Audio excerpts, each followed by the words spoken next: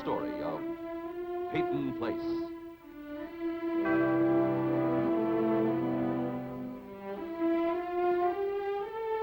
Starring Dorothy Malone as Constance Mackenzie, Warner Anderson as Matthew Swain, Ed Nelson as Michael Rossi, Mia Farrow as Allison Mackenzie, Ryan O'Neal as Rodney Harrington, and Barbara Parkins as Betty Anderson.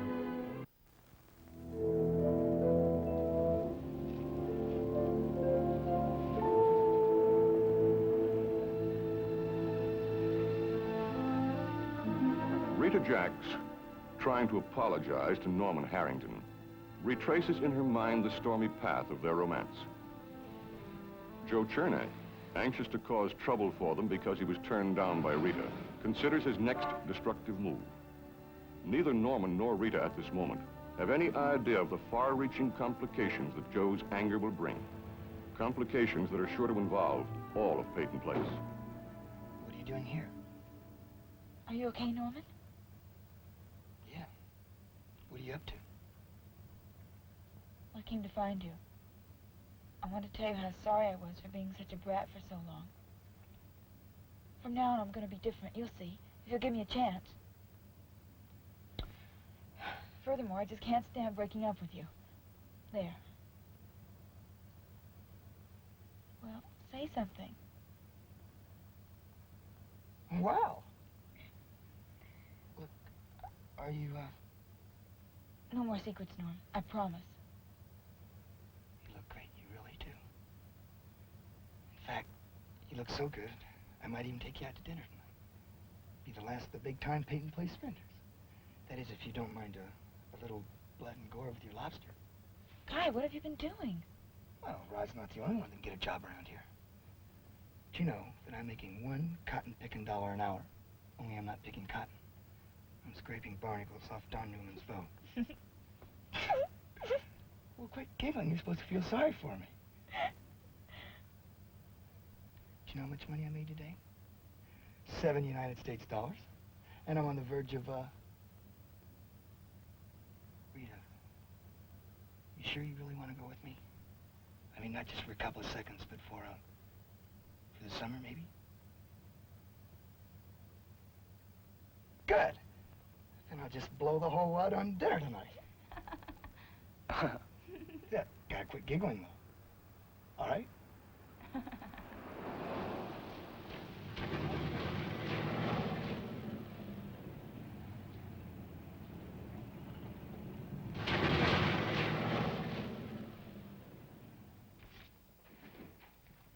Evening, Matt. Eli? Drag up a chair and sit down. Be with you in a minute. Take your time, take your time. Always refreshing to stand around and watch somebody else do the work. What are you doing there? The question is, does Peyton Place want to retain the marshland untouched as a bird sanctuary or drain it in the sometimes dubious cause of progress? We pause for reply. Bird sanctuary and feeding readers this kind of stuff. Is that the business you got here? Well, not entirely. See, tomorrow I'm going to feed them some raw meat. What's this? Wait a minute. Wait a minute. What is this? Signed, Elliot Carson. Did Elliot write this? He did. And you're going to print it tomorrow? I am. Have the two of you lost your minds? Listen to this. If the town is to survive Mr. Schuster's reign of power, Mr. Schuster must be pried loose. Eli! I've already committed that whole thing to memory without your help. Where does Elliot get off telling Schuster how to run the mill? Well, he's unhappy about the layoffs. He says the mill is people, and I can't say that he's wrong. What's the matter with the boy? Must he always look for trouble? Hasn't he had enough grief for a lifetime? Well, I can answer your questions in order. I think the world needs a little more of what's wrong with Elliot, and he's no longer a boy. Did you put him up to this? You should know by now that Elliot needs no prodding when it comes to an injustice. It's the chandlery. There just ain't enough there to keep him satisfied. Well, we do agree on one thing. Maybe the job I've offered him will change all that. Job? What job? Running this newspaper. Running. Oh, Matt. You're giving the boy a chance to make something of himself.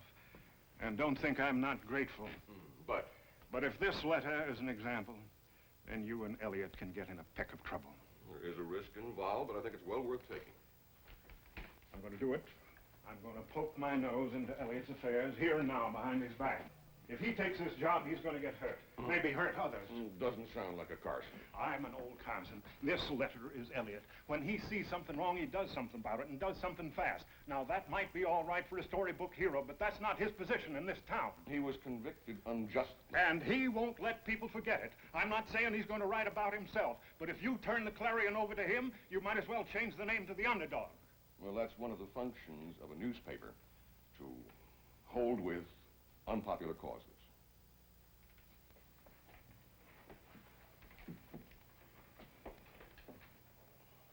You trying to give me one of those social consciences at my age? I don't need to. If Elliot were not your son, you'd be delighted to see him in this job. Now, look at it this way. He may get hurt. He may step on some toes too many. But if he accomplishes something, it is good for the town and better for him. See, Eli, ever since he got out of prison, he's been trying to find something, look for something. Whether it's respect, peace, real freedom. And you think he'll find it sitting behind that desk? I'd certainly like to see him try.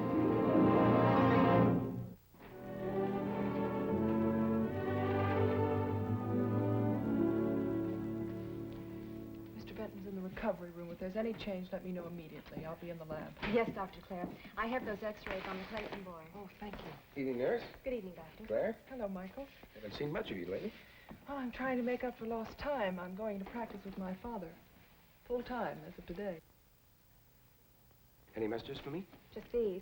Oh, and the lab called about those tests on Mrs. Miller. They're ready for you. Oh, fine. Tell them I'll get right back to Yes, you. Doctor. Put this up for me, will you? Aren't you going to congratulate me? I've made a big decision, Michael. Well, congratulations. I hope you're happy with it. But you sound disappointed. Frankly, I am. Well, on what grounds? I thought you'd be proud of me. After all, I'm a doctor and a good one. It's not enough just to be a doctor. You have to work at it. But you've reminded me of that time and time again. Why don't you work at being a woman?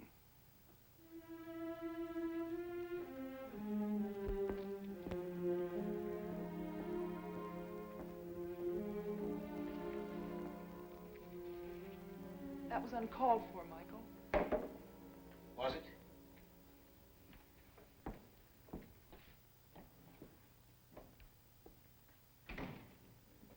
Vincent isn't the kind of a man to be hit by a divorce when he's fighting for his life. He's not fighting for it. He's throwing it away. And you're just going to stand around and let him.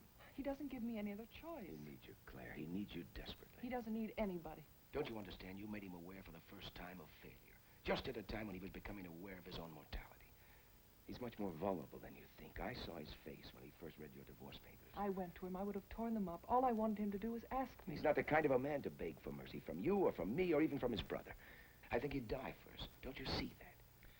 I don't want to worship anymore. My knees are sore from kneeling at shrines. Vincent will have to come off his pedestal just once to get me back. You want him to grovel in the dirt like everyone else, huh?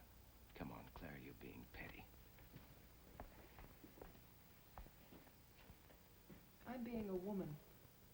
You said I had to work at it. All right, then call off the divorce.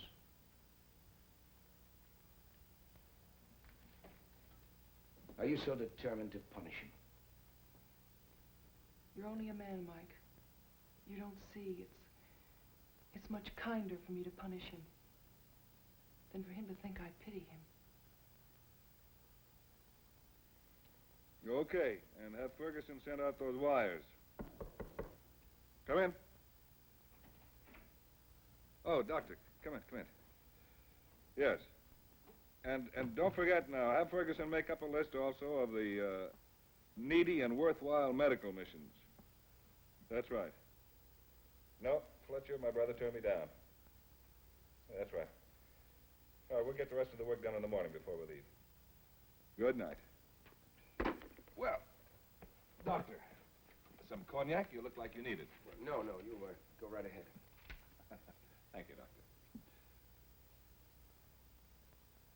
Well, I imagine that you've talked with my dedicated, unselfish brother, and he's told you how he so proudly turned me down. Perhaps that's why you're here. You've cooked up a medical mission all of your own, and you're looking to use the money yourself. No, I don't want the money. Wouldn't it be funny if I couldn't get rid of my money? You knew all the time that your brother wouldn't accept the money, regardless of how desperately he needed it from a foundation that bears your name. Well, this a professional visit, Doctor? You're going to charge me for it? You must have known all the time that that would make him turn it down. You seem to have the problem, Doctor. Perhaps I should charge you. Are you not in the mood for the truth, Mr. Markham? The truth?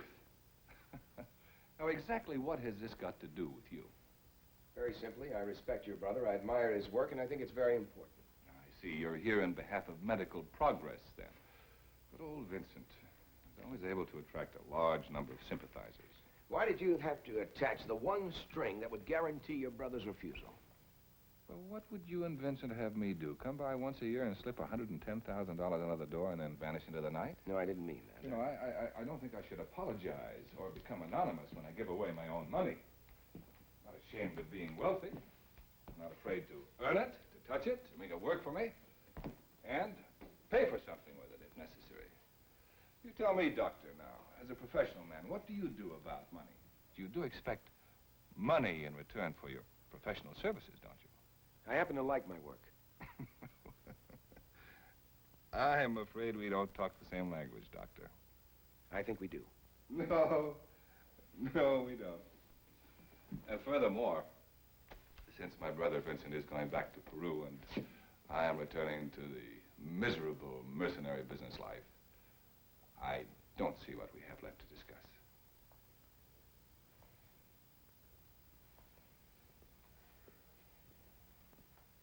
Doctor, it was good of you to come. Mr. Markham, give in to Vincent. Give him the money. You can afford it. Give in to Vincent. Ah, how often I've heard that. You know, there's a story they tell about Vincent. When we were first born, we were both shoved into incubators. We were kept separate for a number of months. And then one day, there came the time when we were brought together in the same crib. And they say that from the moment Vincent saw me, he stopped smiling. And he's been pouting ever since. Give in to Vincent. You have more friends than Vincent. You are stronger than Vincent. Poor Vincent. Even if you could prove that Vincent was a lesser man, even if you could prove that to yourself, that wouldn't make you happy. The Kenneth Markham Foundation is a monument to what? Kenneth Markham, the financier? Kenneth Markham, the philanthropist? Or Kenneth Markham, the good brother? I've made an offer to Vincent. Now, if his ego prevents him from accepting it, that's his problem. And anyway, the Merriman Foundation is going to finance him as far as I know. No, they're not. If he told you that, he was lying. The only chance he has is to get the money from you. If he doesn't get the money from you, it'll destroy him. And that'll be your problem for the rest of your days.